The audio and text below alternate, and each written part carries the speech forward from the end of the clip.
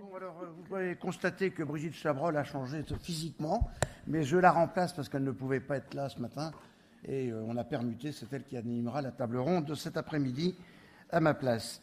Donc, je vais juste mettre très rapidement 2-3 diapos d'introductives sur cette table ronde de que faut-il améliorer. Alors, mon grand âge me permet de dire très rapidement, si on fait un peu l'historique du bébé secoué, que c'était un long déni, et je me suis permis de reprendre ce que l'on disait, et notamment un de mes maîtres, Michel Manciot, que vous connaissez sûrement, qui a fait son mémoire d'internat de 1957 sur les hématomes sous-duraux vus au CHU de Nancy et leur origine traumatique. Et lorsqu'il l'a présenté en 1964 à la Société française de pédiatrie à Paris, on lui a rétorqué « Nous n'avons jamais rien observé de tel dans nos services ». L'un d'eux, et non des moindres, dont je tairai le nom, apparemment convaincu par la présentation, a conclu en disant « Vos observations sont peut-être exactes, mais il est vrai que vous autres dans l'Est, vous êtes des gens brutaux ». Ça, c'est pour dire d'où on vient. Et si ça vous intéresse, vous pouvez lire la revue Justice Actualité ou le dernier livre de Catherine Adenbaum et Caroline Ray, où on a fait un chapitre sur l'historique et le long déni de la maltraitance à enfants, et notamment du bébé secoué. Alors le bébé secoué, certes, je le connais bien, puisque j'étais un des premiers en France à en parler en 1987. Ça faisait déjà longtemps que je travaillais sur cette question.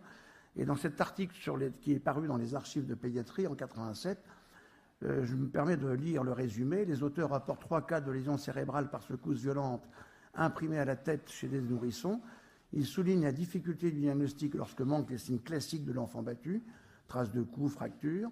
Rarement le traumatisme est reconnu, et c'est devant la négativité des étiologies médicales classiques d'hématome sous-dural, d'hémorragie méningée ou d'hémorragie rétinienne, et devant une anamnèse familiale particulière, que le diagnostic d'enfant secoué pourra être évoqué. Le diagnostic de syndrome d'enfant secoué est toujours délicat du fait de la pauvreté des signes, du manque de la notion de traumatisme et de l'absence de traces de coups.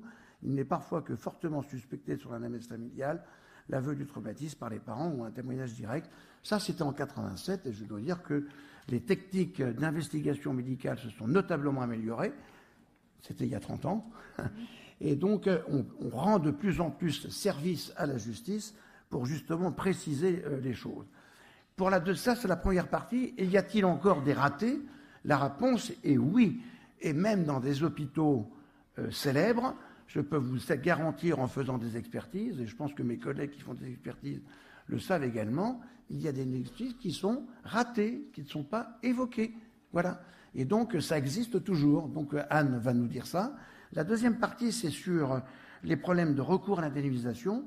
Je voudrais juste montrer ce qu'on a conclué dans un article qui est sorti dans les archives en 2014 avec une de mes collègues, Marion Pierre, qui a fait son travail de thèse là-dessus, sur le traitement judiciaire des cas de bébés secoués, où on disait que la majorité des dossiers aboutit à une absence de condamnation et d'indemnisation. Les diagnostics médicaux de secousse et donc la potentielle intervention d'un tiers ne se traduisent pas nécessairement par une condamnation pénale.